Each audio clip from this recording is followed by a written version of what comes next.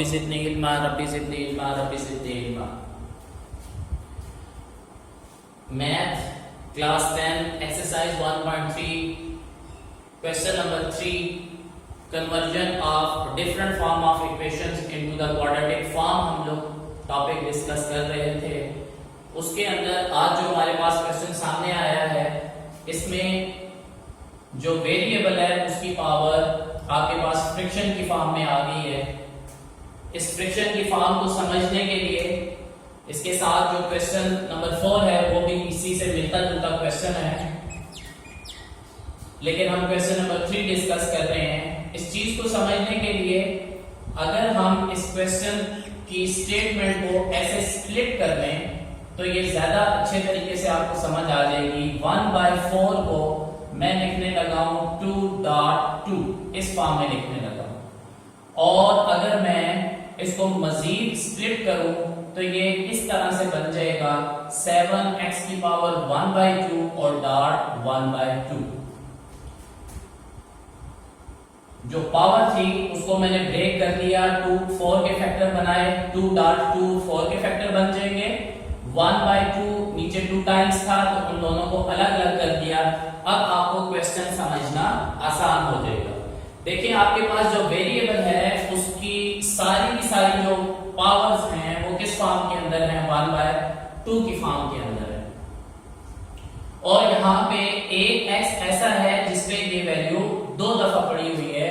हम इसको लेट कर लेंगे, लेट x की पावर 1.2 1/2, इसको मैं पुट कर लूंगा y के इक्वल पुट कर लूंगा।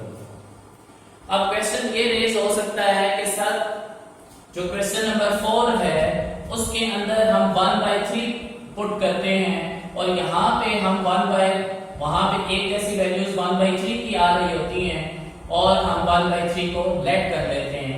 यहाँ पे एक जैसी वैल्यूज 1/2 आ रही थी तो हमने 1/2 की जो बड़ी फॉर्म थी वो आप हमने लेट कर ली है। उसकी रीजन ये है कि जब हम इसका स्क्वायर लेंगे तो एक स्क्वायर और एक ये 2 कट जाएगा और दोबारा हमारे पास x की पावर 1/2 आ जाएगी जो यहाँ पे मौजूद है। हमारे पास इसके अलावा और कोई तरीकेकार नहीं बचता जिसके अंदर हम 1/2 को अगर हम लेट करें तो पावर आपको साथ में 1/2 लेनी पड़ेगी। जब 1/2 लेने से आपकी 1/4 वैल्यू तो आ जाएगी, लेकिन यहाँ पे 1/2 आपके पास फ्रिक्शन फॉर्म में आ जाएगा। दोबारा वही इशू रहेगा जो पहले मौजूद है कि आपके पास जो वेरिएबल है उसके अंदर पावर फ्रिक्शन की फॉर्म में मौजूद है, तो हमारा वो जो इशू है, जो प्रॉब्लम है वो रिजॉल्व नहीं होता। इस वजह से हम 1/4 वाली जो वैल्यू है जिसको हमने स्प्लिट कर लिया था वो इस फॉर्म के अंदर हम ले रहे हैं। तो चलें इसका स्क्वायर जब लेंगे हम तो चेक करते हैं क्या बचेगा। इस साइड पे भी मैंने स्क्वायर ले लिया और इस साइड पे भी मैंने स्क्वायर ले लिया। इसका एक स्क्वायर और ये आपस में कट जाएगा और पीछे आपके पास power 1/2 is equal to y square आ जाएगा। देखें आसान हो गया काम। आपके पास जो 1/4 वाली वैल्यू थी वो y की फॉर्म में चली गई है और जो 1/2 वाली वैल्यू थी वो y स्क्वायर की फॉर्म में चली गई है। यानी कि जो y वेरिएबल की फॉर्म में जो आपके पास इक्वेशन बनेगी उसमें फ्रिक्शन खत्म हो जाएगी। अभी हमने इक्वेशंस के नाम नहीं दिए थे तो नाम दे देते हैं। ये इक्वेशन 1 बन जाएगी और ये इक्वेशन नंबर 2 बन जाएगी। अब हम पुट कर लेंगे, पुट इन इक्वेशन ए। ये जो हमारी दो इक्वेशंस बनी है, इक्वेशन 1 और 2, इनको हम इक्वेशन नंबर ए में पुट कर देंगे। तो चलिए पुट करते हैं। ये मेरे पास बन जाएगा 5x की पावर 1/2 वो किस फॉर्म में चली गई, y स्क्वायर की फॉर्म में चली गई, और जो ये 1/2 की फॉर्म में लिखी हुई थी ये आपके पास चली जाएगी y की फॉर्म में चली जाएगी और आपके पास ये इक्वेशन डेवलप हो जाएगी। अभी देखें इक्वल के राइट साइड पे बाकी चीजें पड़ी हुई हैं तो मैं उनको उठाकर लेफ्ट साइड पे ले आता हूं। 7y माइनस का हो जाएगा और -2 प्लस का हो जाएगा, इक्वल आपके पास 0 आ जाएगा। आपके पास ये एक क्वाड्रेटिक इक्वेशन बन गई है। इस क्वाड्रेटिक इक्वेशन को अब उसी तरीके से आप सॉल्व करेंगे आप बाकी इक्वेशंस को सॉल्व करते रहे हैं।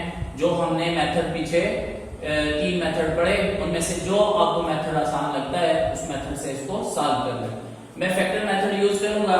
5 को 2 से मल्टीप्लाई करें तो 5 2 जा 10 आता है, और पेयर जब हम ढूंढते हैं तो पेयर भी यही बन सकता है, क्योंकि 5 2 जा 10 और 5 और 2 को ऐड करें तो 7 आ जाता है, तो मेरा पेयर भी यही बन जाएगा। तो 5y² स्प्लिट करके मेरे पास बनेगा -5y -2y और +2 इज इक्वल टू 0।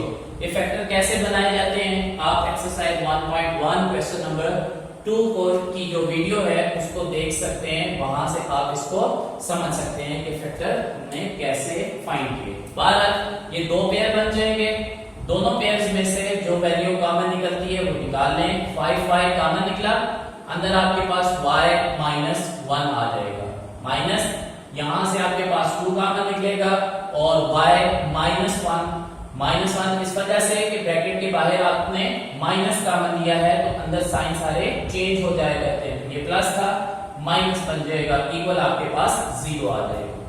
इस सारी इक्वेशन में से y -1 आपका कॉमन निकल रहा है, अंदर आपके पास 5y -2 बचेगा, इक्वल टू 0 आ जाएगा। अब इनको बारी बारी इक्वल 0 कर लेते हैं ताकि y का हम सॉल्यूशन सेट फाइंड आउट कर सकें। 5y -2 इज इक्वल टू 0, ये y इज इक्वल टू 1 और 5y ये माइनस है दूसरी साइड पे जाएगा तो प्लस बन जाएगा। 5y के साथ मल्टीप्लाई हो रहा है, दूसरी साइड पे जाएगा तो डिवाइड हो जाएगा।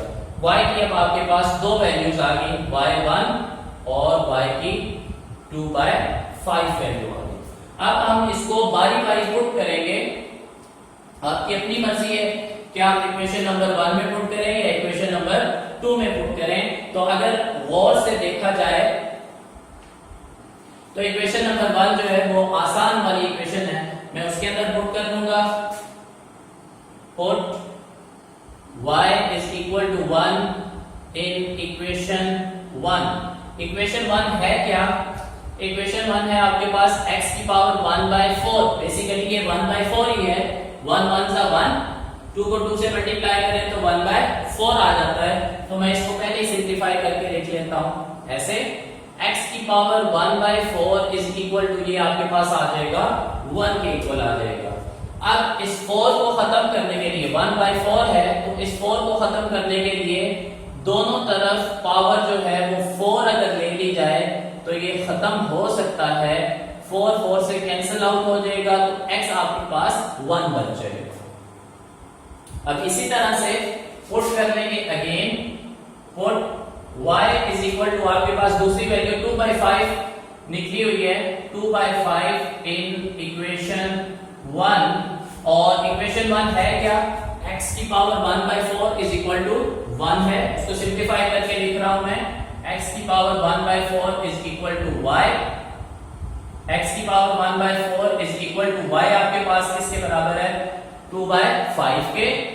x की पावर 1/4, फिर दोबारा 1/4 को खत्म करने के लिए पावर 4 लूंगा इस साइड पे भी और राइट साइड पे भी, ये 4 और ये 4 तो आपस में कैंसिल आउट हो गए, 1 बचा देंगे, x बच जाएगा। 2 की पावर 4 का मतलब क्या होगा? 2 2 जा 4, 4 2 जा 8, 8 2 जा 16, और 5 की पावर 4 का मतलब 5 5 जा 25, 25 5 जा 125, 125 5 जा 625। आपके पास ये सॉल्यूशन सेट की वैल्यूज आ जाएंगी। अब आपका सॉल्यूशन सेट क्या बन जाएगा? Solution set is equal to ये आपके पास 1 और ये आपके पास 16 डिवाइड बाय 6 to 5। ये इस क्वेश्चन का आपके पास आंसर आ जाएगा।